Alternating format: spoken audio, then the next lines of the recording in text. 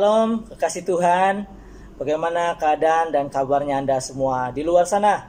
Kita masih berada di dalam PKP dan kita bersama lagi di dalam 5 menit renungan roti hidup. Hari ini adalah siri yang ke-22. Nah, renungan firman Tuhan hari ini saya beri judul Tidak Puas. Mari kita terus kepada firman Tuhan yang saya ambil dalam kitab Bilangan pasal 11 ayat ketiga. Sebab itu orang menamai tempat itu Tabera, karena telah menyala api Tuhan di antara mereka. Saudara, ini adalah kisah kejadian.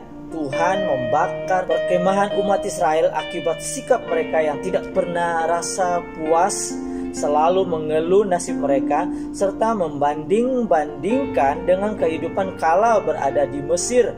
Padahal di sana mereka hanya hamba. Lalu Musa berdoa kepada Tuhan memohon pengampunan dan sikap buruk umat Israel ini dan memohon belas kasihannya. Maka padamlah api itu. Ayat yang kedua. Sebab itu orang menamai tempat itu Tabera, karena telah menyala api Tuhan di antara mereka.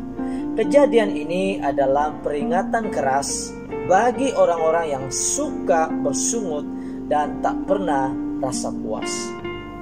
Umumnya manusia memiliki sifat tidak pernah rasa puas, selalu merasa kurang dan selalu menginginkan lebih dan lebih.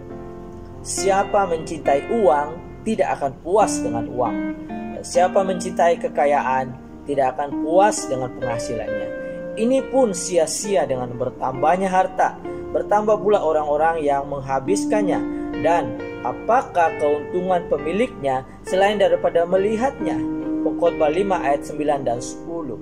Mengeluh dan bersungut-sungut adalah tanda orang yang tidak puas dengan kehidupan yang dia jalani. Mereka tidak pernah rasa cukup dengan apa yang mereka ada.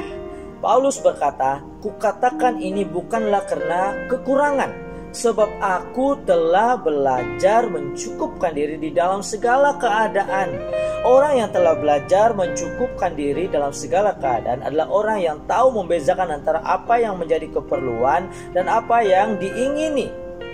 Tidak semua barang yang diinginkan adalah keperluan.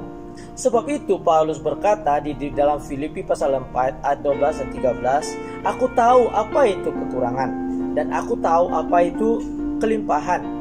Dalam segala hal dan dalam segala perkara tidak ada sesuatu yang merupakan rahasia bagiku, baik dalam hal kenyang maupun dalam hal kelaparan, baik dalam hal kelimpahan maupun dalam hal kekurangan." Ayat 12.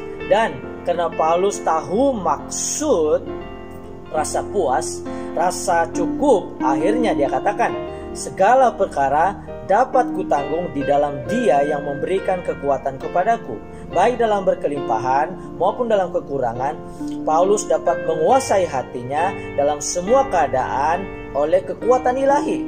Dia tidak menjadi sombong ketika dia berkelimpahan, dan dia tidak mengeluh dan tidak bersungut di waktu kekurangan. Manusia tidak pernah rasa puas dan selalu ingin lebih dan lebih, baik dalam prestasi, kekayaan, persahabatan ataupun percintaan. Kita tidak akan pernah rasa puas sampailah kita belajar untuk mencukupkan diri dalam segala keadaan. Paulus berkata kepada anak muridnya Timotius di dalam 1 Timotius pasal 6 ayat 8, "Asal ada makanan dan pakaian cukuplah, sebab kita tidak membawa sesuatu apapun ke dalam dunia, dan kita pun tidak dapat membawa apa-apa keluar." Ayat yang ke-7. Kita juga tidak pernah dan tidak akan pernah rasa puas dan akan terus mengeluh dan bersungut-sungut sampai kita belajar untuk mengucap syukur dalam segala keadaan. 1 Tesalonika pasal 5 ayat 18.